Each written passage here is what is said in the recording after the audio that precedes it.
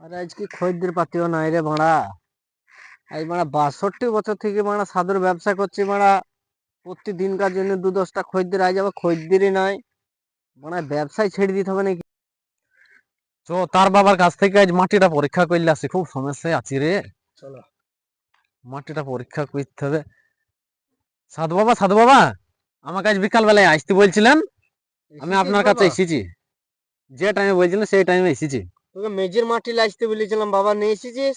মেজির মাটি এই যে বাবা, মাটি ছাড়া কি করে আসবো? হ্যাঁ, যে মাটি তো বাবা বিরাট সমস্যা রে তোর বাড়িতে। কিরকম সমস্যা বাবা?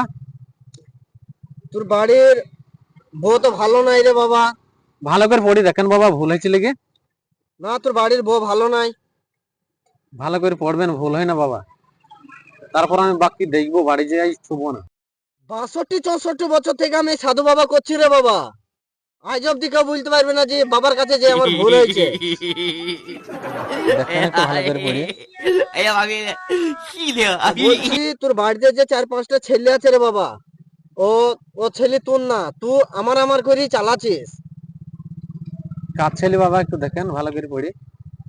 আমি ভালো, আমি 62-63 বছর থেকে সাধু বাবা করছি, বুঝতে পারছিস না আমার কথাটা বাবা? আমার আজ অব্দি ভুল হয়নি। মাটিটা ভালো করে পড়ছেন তো? মাঠে একদম ভালো করে পড়ছি। তা বাবা, এই মেজির মাটি আপনার ঘর থেকে নিয়ে এসেছি। হ্যাঁ আপনার মেজির মাটি ওটা। হ্যাঁ,